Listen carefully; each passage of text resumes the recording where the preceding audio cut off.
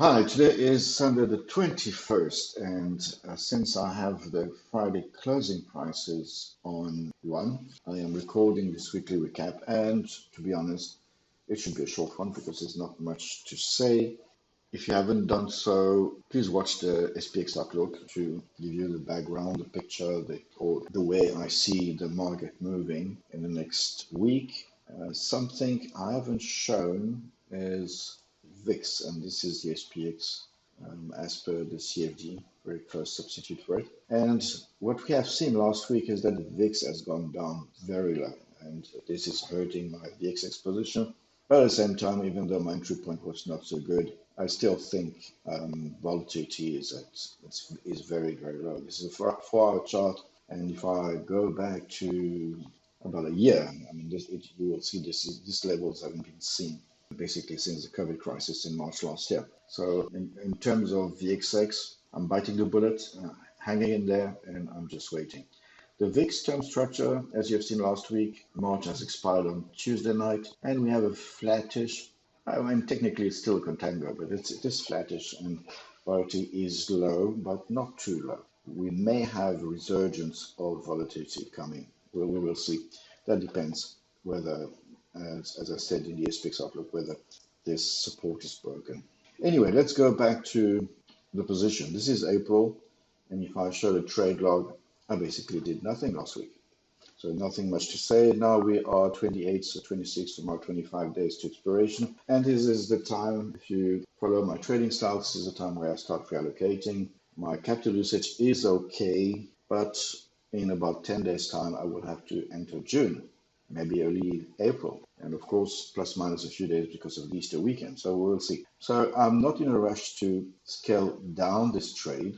At the same time, as you have seen and have noticed in the last couple of weeks, I do not mind having a flattish to positive delta because my VXX is here to compensate if there was a possible pull down because of volatility. But I mean, overall, as you can see, in this range, volatility is very low, so there's virtually no impact from volatility.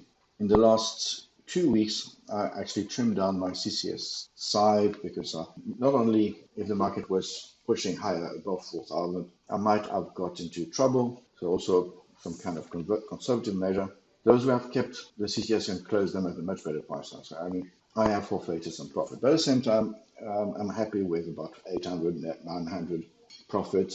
This trade could be kept virtually to expiration if I scale it down properly. So this trade really doesn't require much attention in the coming week. If I have an opportunity to scale down, it would be most definitely pulling this up along and compensating with 1 - 1, which doesn't have an impact. But if I go for 2 - 2, I eliminate one strike, which is good because I always try and simplify my trade at time of closing. So this is something that could be done. Another thing I have in mind is removing this butterfly down there, also simplifying the trade. Not much reduction at this point, so there would be probably the other short condor on the side. So I mean, these are natural, normal simplification and reduction as we go along. This one would be good because this one, basically this butterfly has a negative theta. If I close it, I get 3 more theta here. It's not that much, but I mean, I'd rather get some money out of it. So I think on this trade, I can maybe reach $9 or even $1,000. And at the moment, in the fund I'm trading for, I am still conservative, but my leverage, my PM leverage is about 1.25. So I'm trading 25% more.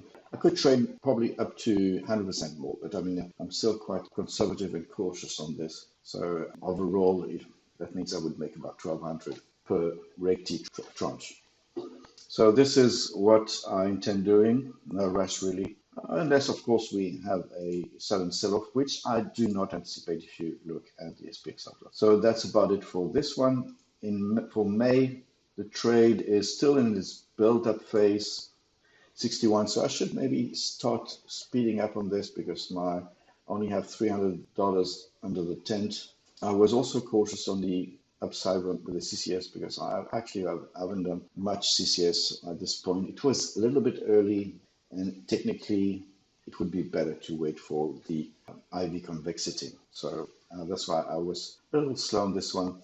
And if the market pushes back to all-time highs or near all-time highs, of course, I would probably add more. So on this one, as you have seen in the last week, I've done very little, but instead of going for iron condors that are sometimes a little bit difficult to fill, I went piecemeal with the PCSI, then a CCSI, then another PCSI. And overall, looking at market fluctuations, I've had pretty good price so far. So this is what I'm doing. My delta is flattish, long. And what I could do now, if the market refuses to fall, I would probably, now that volatility is lower, I will add on a broken butterfly.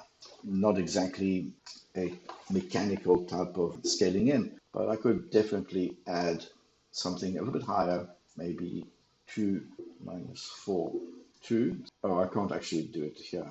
Do it now because I don't have the prices here. So this is not great, but I mean, you see what I mean. Probably more butterfly style, and otherwise go again with iron condors. I mean, both are okay, but the problem is that I don't have much theta. I need to boost the theta and also boost the at least $800 or $1,000. So I'm using $12,000. So of course I will, and iron condors tend to give a better boost overall. So the other possibility, if I don't go for a straight PCS, would be a put butterfly and a CCS. More or less the same thing, probably more balanced on the Greeks. So this is what I intend doing.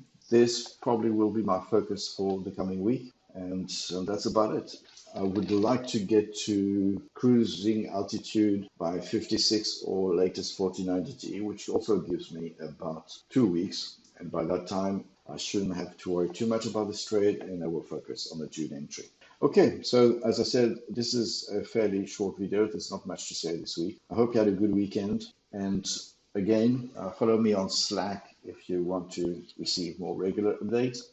I believe now that Slack accepts direct connections. You don't need to invite link. If you go to bwbflies.slack.com, I should usually see the new subscriber, and then basically most channels are unlocked. So from there you can actually go and browse the channels.